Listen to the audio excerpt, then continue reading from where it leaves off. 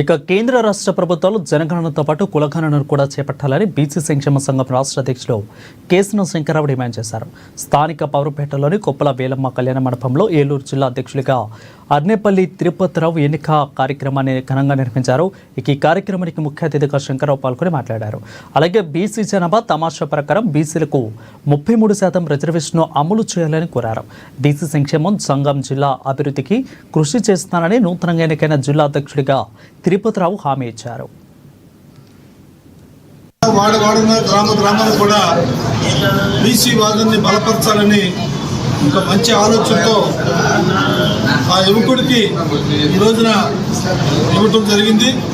వారికి ముందుగా వారిని బలపరిచేటువంటి బలహీన వర్గాలకు చెందిన కుల సంఘ నాయకులందరూ కూడా పేరు పేరున హృదయపూర్వక నమస్కారాలు తెలియజేస్తూ ఉన్నాం. ఎందుకంటే బీసీ సంక్షేమ సంఘం ప్రజాస్వామ్యబద్ధంగా ప్రజల యొక్క సమక్షంలోనే వారిని నియమించడం జరిగింది.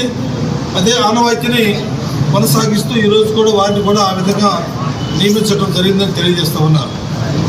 ఇప్పుడు మనకి దేశంలో దాదాపు 78 సంవత్సరాలు స్వతంత్రం వచ్చి ఈరోజు వరకు కూడా బలహీన బడుగు వర్గాల వారికి సముచితమైనటువంటి స్థానం సమస్త రంగాల్లో కూడా కల్పించకపోవటం అనేది చాలా దురదృష్టకరమైనటువంటి